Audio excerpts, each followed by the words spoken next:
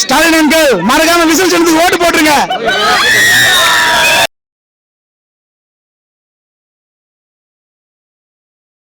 டிவிக்கே தான் 100% நம்பிக்கை இருக்குங்க எங்களுக்கு. எங்க அண்ணன் வருவாருங்க.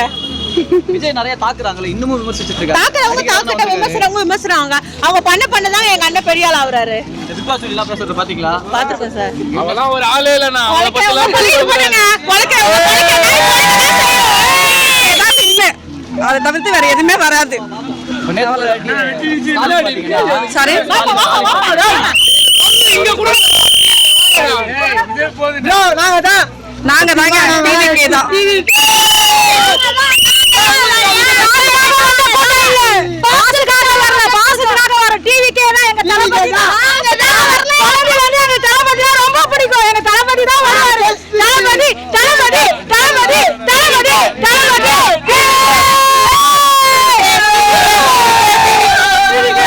கான்ஃபிடென்ட்டா இருங்க, நல்லதே நடக்கும்.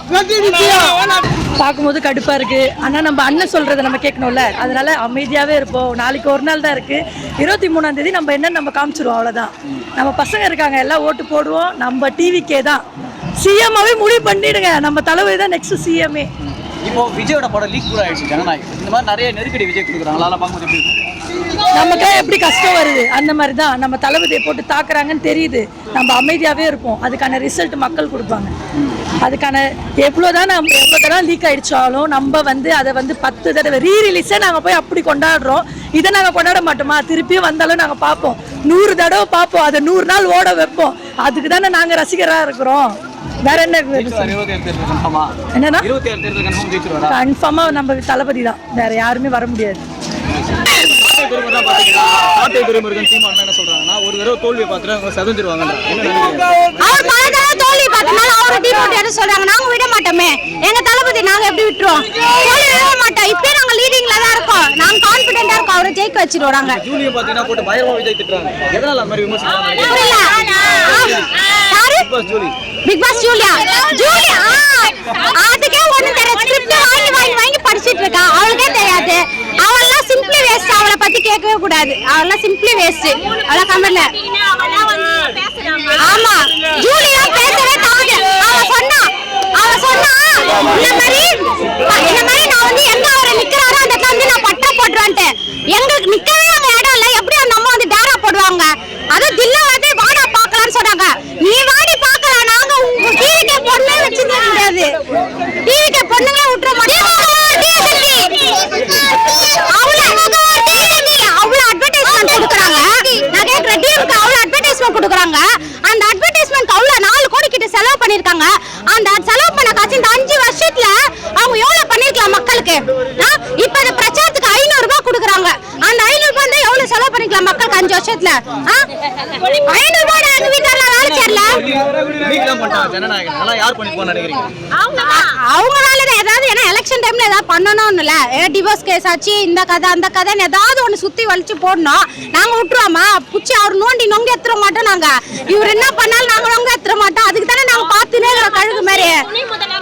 உதயநிதி சொல்ற தற்கொலை நான் கேக்குறேன், 10th மார்க் சொல்ல தெரியல உனக்கு, வக்கில்ல மக்கள் எண்ணிக்கை உனக்கு தெரியல, கணக்கு வழக்கு தெரியல உனக்கு. தப்பு அப்பனா புள்ளையா தப்பு கணக்கு சொல்லி நிக்கிறீங்க.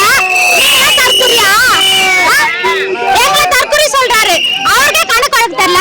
நான் எடுத்து காட்டுற வீடியோ அவர் போட்டிருப்பாரு. மேக்ஸ் கணக்கு வழக்குல சொல்றாரு 96 98 அதுவே தெரிய தற்கொலை. நீ மக்கள் எண்ணிக்கை வச்சு நீ மக்களுக்கு என்ன நல்ல திட்டம் செய்வ? நீனு எத்தனை பேரும் செய்வ? நீனு அவர் எங்க தற்கொலை சொல்றாரு. நிச்சயமா ஜெயிப்பாங்க. அதுல எந்த ஒரு மாற்று கருத்தும் கிடையாது.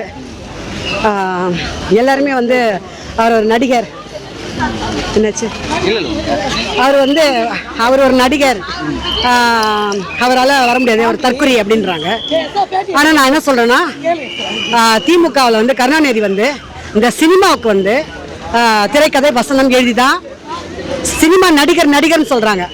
அவர் அப்பா அவங்களுக்கெல்லாம் வசனம் எழுதிதான் அவங்க குடும்பத்தை காப்பாத்தினாரு. சரிங்களா? இதை யாருமே சொல்லல. அவர் நடிகர், அவர் கூத்தாடிங்கிறாங்க. ஆனா இந்த தமிழ்நாட்டில் ஒரு ஆளுன்னா நிச்சயமா ஒரு தமிழன் தேவை. அது நம்ம விஜய் தான். நிச்சயம் வெற்றி பெறுவாங்க. சீமான் நாம ஏங்க சீமான்லாம் பத்தி பேசவே பேசாதீங்க. நான் விஜய் சார் மட்டும் பார்த்து பேச வந்திருக்கேன். சரிங்களா? அவர் வந்து ஒரு விமர்சிக்கிறாங்கல்ல பயங்கரமா. நாட்டால முடியுமா சீமான் ஏங்க நான் சொல்றேங்க, ஃபர்ஸ்ட் வந்து சினிமாவில் நடிக்க வரும்போது அவர் மூஞ்ச வந்து ஒரு ½ அன் அவர் பார்க்க முடியுமாடான்னு கேட்டானுங்க. இன்னைக்கு இந்த வேர்ல்டு ஃபுல்லுமே அவர் மூஞ்ச பார்க்க தெரிச்சு நிக்கிறாங்க, ஓடுறாங்க. பைக்ல வந்து வண்டி ஓடுது, பிள்ளை பார்த்துருப்பீங்களா, வீடியோலாம் பார்த்துருப்பீங்களா, எப்படி இருக்கு பாருங்களா. நிச்சயம் அவரே ஜெயிப்பாரு. நிச்சயம் வந்து யாரையும் ஏமாத்த மாட்டாரு. ஃபர்ஸ்ட் ஏமாத்த மாட்டாரு, நிச்சயம் நல்லா செய்வாரு. நிரந்தர முதல்வரே அவர்தான். தமிழ்நாட்டுக்கு நிரந்தர முதல்வரே அவர்தாங்க. இதை வந்து சினிமாக்காரன் பேசாதீங்க. ஸ்டாலின் சார் நான் கேட்கிறேன், கருணாநிதி உங்க அப்பா தான் வந்து சினிமாக்காரங்களா வசனம், திரைக்கதை, பாடல்கள் எல்லாம் எழுதி பேனாவை கொண்டு பீச்சில் வச்சிங்க. அந்த பீச்சில் வச்ச காசுக்குங்க எவ்வளவு ஏழைங்க தெரியுமாங்க, கீழே ஓரத்தில் படுத்து கிடக்குறாங்க, சாப்பாடு இல்லாம வயசானவங்க எவ்வளவு பேர் பண்ணுவாங்க. அந்த பேனாவுக்கு அத்தனை கோடி செலவு பண்ணீங்களே, இறங்கி வந்து நீங்க அந்த காரை விட்டு இறங்கி வந்து அந்த பிளாட்பாரத்தில் பாருங்க எவ்வளவு பேர் இருக்காங்க, எவ்வளவு கஷ்டப்படுறாங்க. அத்தனை பேருக்கு நீங்க வந்து சாப்பாடு கொடுத்துருக்கலாம், இடம் கொடுத்துருக்கலாம். நான் சொல்றது கரெக்ட் தானுங்க. எல்லாத்துலயும் ஊழல், எதை வச்சாலும். அதே மாதிரி ஸ்டாலின் சார், உதயநிதி சார், நீங்க 2 பேரும் ஒரு பைக் எடுத்துங்க. என்ன வளசரவாக்கம் இல்ல வளசரவாக்கம் நீங்க இல்ல அந்த மெயின் ரோட்ல தானே நீங்க போறீங்க. பெருக்கி வச்சு ரவுண்டா வெள்ளையா போட்டு வச்சு அப்படியே கார்ல ஜம்முன்னு போறீங்க. உள்ள வந்து பாருங்க எப்படி ஒரு நாள் 2 பேரும் டபுள்ஸ் வாங்க, பின்னாலுக்கு ஸ்பைனல் கார்டு உடைஞ்சிரும். சரிங்களா? இவ்வளவு நாள் ஏமாத்துறீங்க. தமிழ்நாட்டை யாரு காப்பாற்ற வரமாட்டாங்க தைரியத்தோட வந்துட்டாரு எங்க விஜய். அவர் நிரந்தர முதல்வர், அவருக்காக ஜெயிப்பாரு.